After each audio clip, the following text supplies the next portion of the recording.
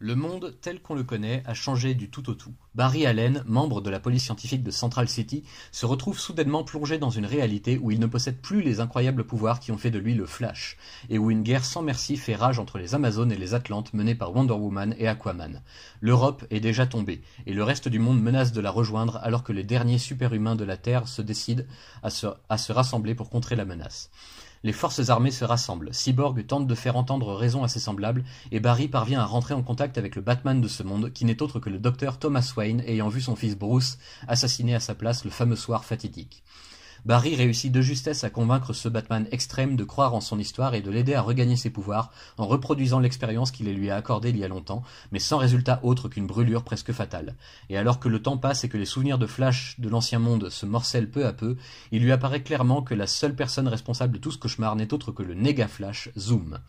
Ayant réussi à remonter le temps une fois de plus grâce à ses pouvoirs, Zoom est parvenu à modifier l'histoire de chacun des membres de la Ligue de Justice afin que Flash ne puisse plus bénéficier de leur soutien dans cette nouvelle et terrible épreuve.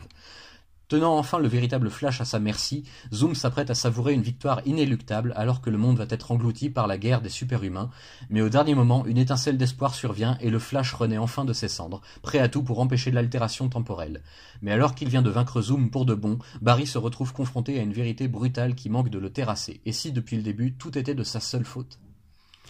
Flashpoint, c'est aussi la fin de l'ère classique de l'éditeur DC et la porte d'entrée vers l'ère des New 52 avec laquelle beaucoup de lecteurs actuels ont débuté lorsqu'Urban Comics est entré sur le marché en France pour nous la proposer. Jeff Jones, scénariste aux multiples casquettes, parvient à bouleverser tout un univers en quelques pages à peine grâce à un personnage qu'il connaît bien, Flash, puisqu'il a écrit ses aventures durant un bon moment. Conscient des paradoxes et autres altérations temporelles que les pouvoirs de Barry Allen peuvent provoquer, ou alors ceux de son double maléfique, l'auteur nous livre ici une vision cataclysmique d'un monde au bord de l'explosion et où tout a été déformé comme un reflet dans un miroir brisé. Barry Allen est seul contre tous, isolé et sans pouvoir, avec seulement la certitude de ne pas appartenir à ce monde-là et le devoir de le prouver une fois pour toutes en rétablissant la vérité. Mais ce qu'il va advenir de l'univers d'ici, vous le savez désormais aussi bien que moi et que lui, c'est un nouveau départ pour une nouvelle ère, les New 52, qui redéfinissent clairement les origines et aventures de nos héros favoris au sein d'une toute nouvelle continuité. Continuité qui vient de prendre fin il y a peu avec l'apparition de l'ère Rebirth, nouveau point de départ calquant ses pas sur ceux des New 52 pour ramener le plus de lecteurs possible de toutes les époques et de tous les âges.